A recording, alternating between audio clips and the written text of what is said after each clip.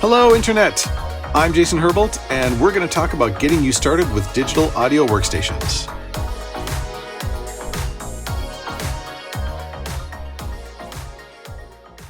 Lately, I've noticed a lot of people on social media seeking advice for new and aspiring recording artists looking for help with tools like Ableton, Logic, and FL Studio.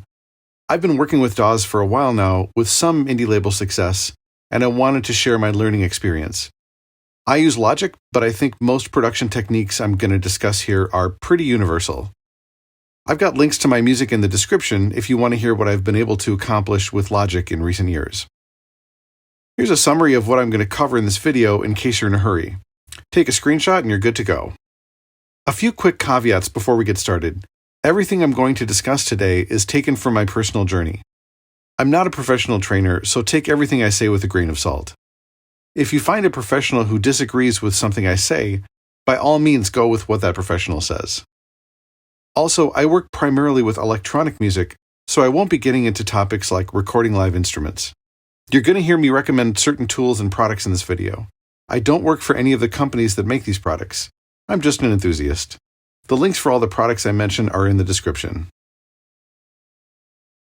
So I'm going to assume you have a digital audio workstation like Logic and need some help getting started.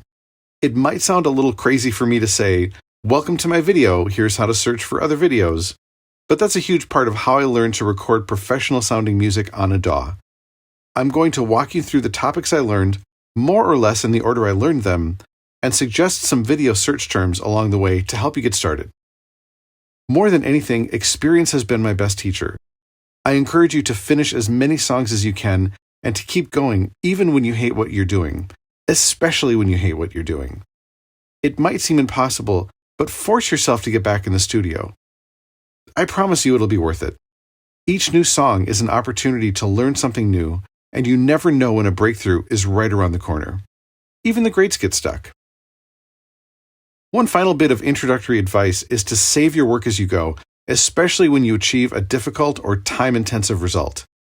Like if it takes me hours to get a transition just right and I'm barely holding things together in my head, I'll take what I call a snapshot before I do anything else. I'll save the project file, then do a save as, and increment the file name.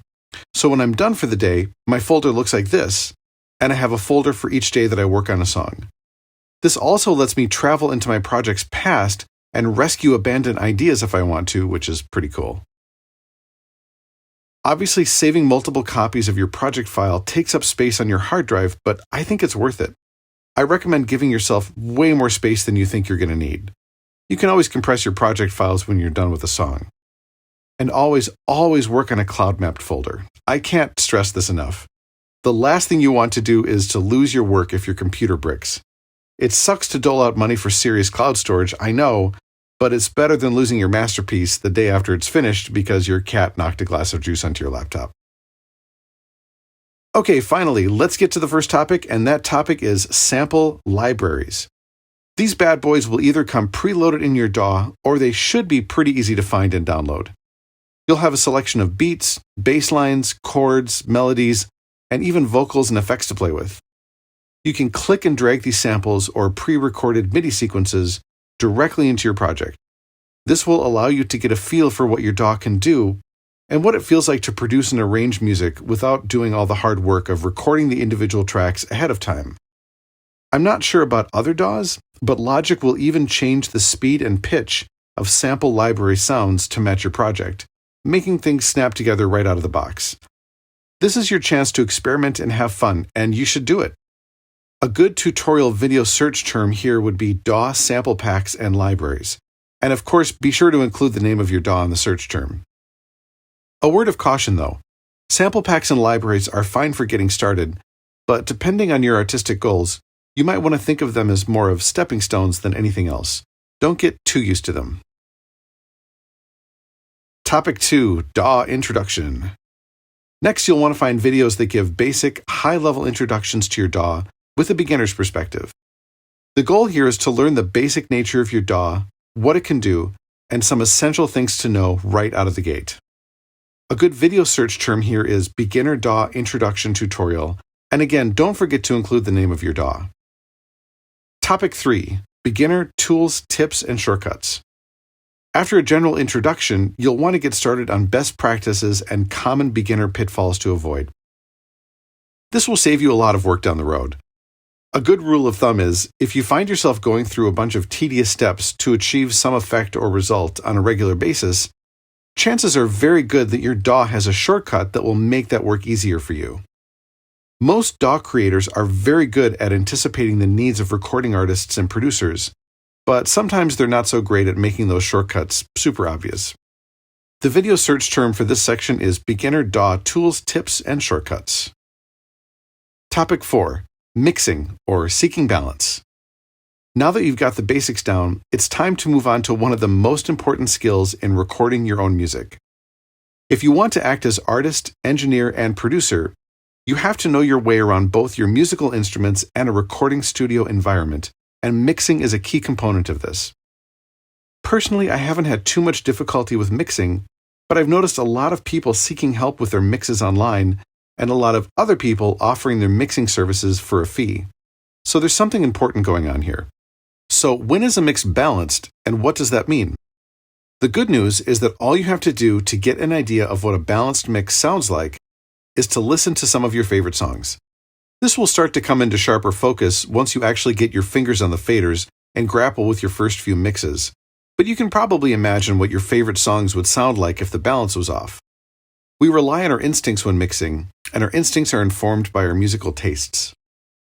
I tend to mix low, giving myself plenty of overhead on each track and auxiliary channel. I'll get into those later. I figure I can always turn up stuff later if I need to.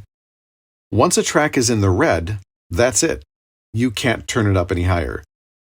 You can control this to some extent with dynamics, another topic I'll cover later, but dynamics can have some unintended consequences that you should be aware of. I use a process of mixing new tracks against existing mixed tracks. I'll fiddle with the levels here and there as I work my way through a project, but for the most part, this mix against what's already in the project process allows me to really tear through my mixing work really fast. Here's how it works. I start a new project with one track, then I add a second track. I mix these two tracks in relation to each other, and then I'm done mixing those two tracks. That's a finished mix. With very few exceptions, I never touch those two faders again. Then I add a third track and mix it against what I have so far, which is the first two mixed tracks. Then I add a fourth track, and so on. Each new track only has to be mixed against everything I've already added. This is so much easier than trying to mix every track against every other track, which is crazy and becomes practically impossible almost immediately. To give you an example of what I'm talking about, and this is true, there are hundreds of possible ways to mix just 6 different tracks against each other. That's literally insane. A good video search term for this topic is Beginner Introduction to DAW Mixing. Topic 5. Automation. Automation is an amazing and essential tool that allows you to change your instruments, tracks, plugins, auxiliary channels, and so much more over the duration of a song. The simplest example of automation, and a really good place to get started, is changing the volume of a track as a song progresses. Once you're in your DAW's automation view, you'll see options to automate much more than just the volume of a track. Some other simple examples are track mute, track pan, high and low pass filters, a reverb's wet and dry levels, and a synthesizer's filter cutoff. A super common cliche in EDM is to open a synthesizer's cutoff while slowly increasing the high pass filter's frequency and a reverb's wet level during a build-up, and then quickly returning all 3 levels to their original settings at the drop. We've all heard this cliche 100 times before, and that's because it sounds so incredible on big crate speakers in a nightclub. Automation animates your song and brings it to life. I found that it adds drama and color in ways I didn't initially expect. Once you start fiddling with automation, you'll find that you use it more and more in each new song, and your songs will really start to come to life. One note of caution: automation adds complexity to your project, and this can start to get pretty overwhelming if you spend too much time overproducing a song, especially when you try to rearrange things. Logic does allow you to move your automation settings when you drag your MIDI sections around, but it sometimes gets a little confused and screws things up in the process. This means that you have to investigate every single one of your automation settings for every single affected track after you move sections around, and this can be exhausting, confusing, and maddening. The best way to avoid this fate is to finish your songs as quickly as you can before they get too bogged down. I found this to be good practice in general. Sometimes I can achieve great results when I spend months on a song instead of weeks, but I'm usually happier with songs that I've kicked out in a hurry.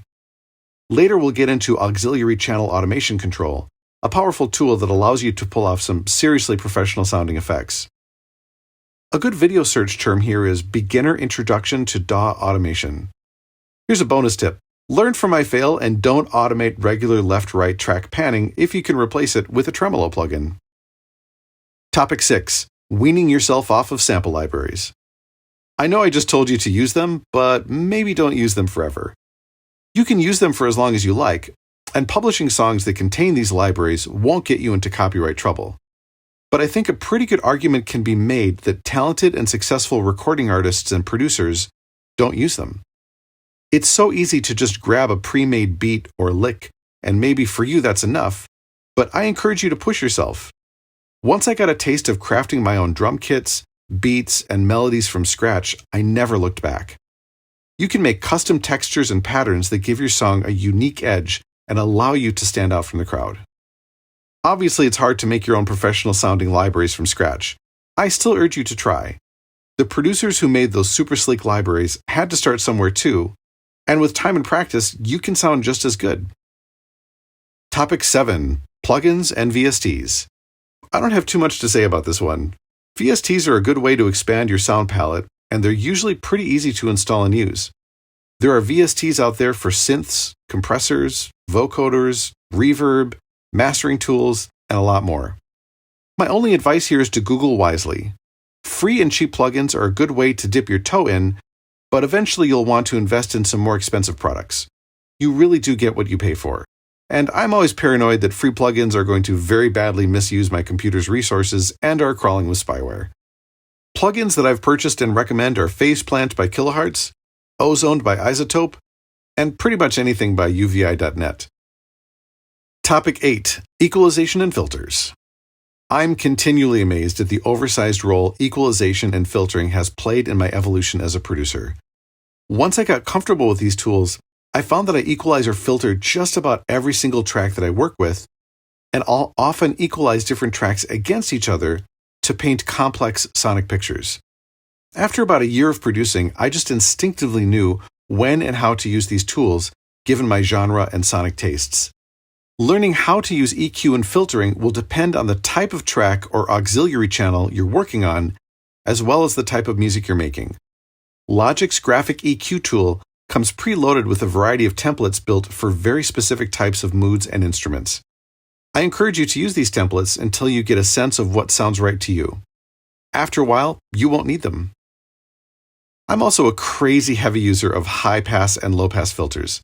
I'm glossing over a lot of important technical details here, but in general, a high-pass filter cuts lower frequencies, while a low-pass filter cuts higher frequencies. You can achieve super cool sweeping effects that phase sounds in and out of existence in really dramatic ways, again using automation, but you can also use them to quickly cut out specific higher or lower frequencies on a track.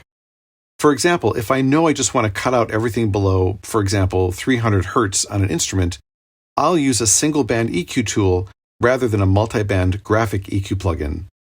It's faster, easier, has stronger amplitude capabilities, and saves computer resources. I'll save the graphic EQ plugin for more nuanced profiling. You'll get to know when to use each tool after working with them for a while. One of my favorite production techniques in electronic music is to layer several bass tracks together. I think at one point I had like 9 or 10 going at the same time in a single song. I'll have one sub-bass that takes care of the lowest frequencies, up to say 150 Hz, and the rest of the bass tracks all have high-pass filters that cut out the lower frequencies. This fills out the mids and highs of the bass profile, giving it a fuller, richer sound. Figuring out which bass patches to stitch together is a whole other topic and really depends on experimentation and taste. You can also do similar things with synths, effects, and even vocals and drum kits. Heck, you can have 5 kicks at the same time if you want, as long as only one of them has the lower frequencies covered. Eventually, you'll get an intuitive sense of each track's EQ profile and make adjustments on the fly as you go. For example, a snare might sound great but has too much of a low profile and not enough of a shimmering high sound, or your synth might sound better after cooling down the high mids a little. The video search term for this topic is DAW EQ Graphic Equalization High-Low Pass Filter HPF/LPF. Topic 8.5 General Tips and Suggestions. No videos to search for here, just a couple of quick pointers. First, you'll want to avoid mid-project bouncing or self-sampling if you can, especially if the bounce reveals a project's tempo. A bounce is when you mix down a number of tracks into a single audio file.